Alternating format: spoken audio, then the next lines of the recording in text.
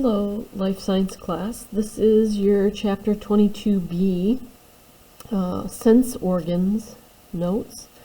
And we're going to talk about sense organs today.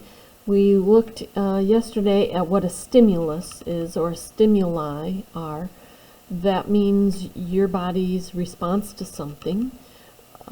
Sense organs have special neurons that are sensitive to certain stimuli, right? Your eye can't do what your nose does. Your nose can't do what your fingers do, right? All of those things do their specific role to collect information for your nervous system. The eye is made up of different layers of substance. It is one of those layers is called the sclera. The cornea is going to be a part of your eye. The choroid, the iris, the pupil, and the retina. All of these different parts have a job to do in order to help you to be able to see. Your eye also has chambers that are openings or areas that are filled with like a liquid. One is called aqueous humor. It's between your cornea and your lens.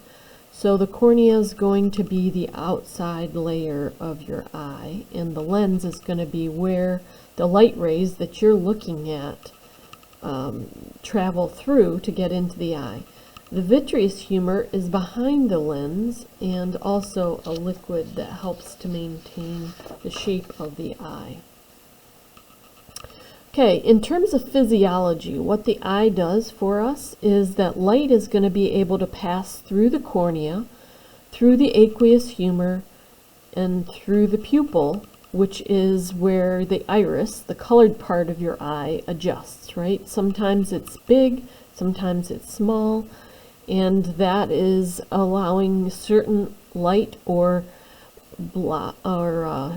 making the less light to pass through, right? The light rays are going to bend and focus. Their job is to try to focus on the retina. If you do not have to wear corrective lenses, right? If you don't have to wear contacts or glasses and you can see perfectly well 20/20, then your light rays are focusing directly on the retina where they're supposed to. If a person has to wear glasses or contacts, that's an effort to try to change the bending of light in order to get it on your retina, in order to be able to focus and allow you to see a clear picture. Your retina contains photoreceptors, which are rods and cones, and that's going to help you to be able to see color, to see distinction, and if somebody has color blindness, then it's their cones that are affected.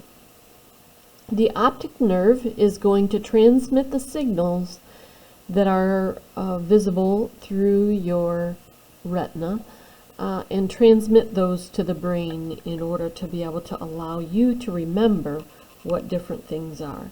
And there's a pretty good picture here in your textbook and also in the notes. It shows all the different parts of the eye here, shows you where the retina is, it shows the rods and cones that are there that are helping you to be able to see a nice clear picture of what you're looking at. Okay, the next part of our body's way to collect information would be through the ear, right? That would be our main method, right, for hearing and for balance. We have three regions of our ear: the outer ear, which is the floppy part that collects the sound waves. You have the middle ear and the inner ear. The outer ear is a flap of tissue. It has the ear canal, the eardrum, which is also known as the tympanic membrane. Sound waves are going to travel into the ear canal and down, vibrating, causing the eardrum to vibrate. The sound is going to then pass into the middle ear. And the middle ear contains three tiny little bones. sometimes referred to as the hammer, the anvil, and the stirrup.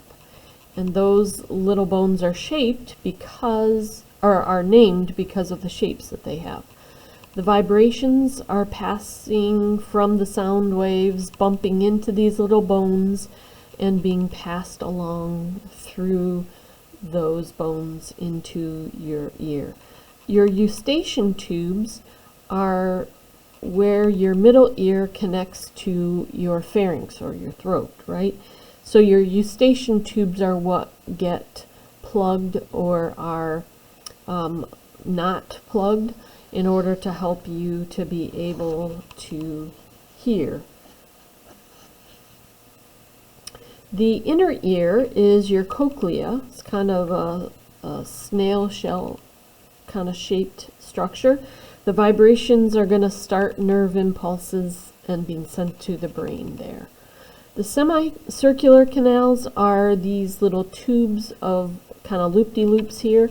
They're going to be responsible to help you with balance, right? So if you go on an amusement park ride or you twist around in a circle and you start to feel dizzy, that's your semicircular canals and the fluid there are being affected. This diagram is also in your book. It's good to look at and kind of visualize. Your nose is also an important sense organ, right? It allows you to smell odors in the air. Your taste and your smell are somewhat connected. They are going to help you to be able to know if you like something or don't like something, if you should eat something or shouldn't, right? Taste buds are going to be a part of that ability to collect flavor. Only fluids can enter the taste buds. There are 5 basic tastes, which would include sweet, salty, and bitter. And the skin is the last sense organ that we're going to just kind of mention. It's going to be able to sense the difference between heat and cold, between touch, pressure, pain, and that's going to be part of protecting your body to be able to help it to stay safe.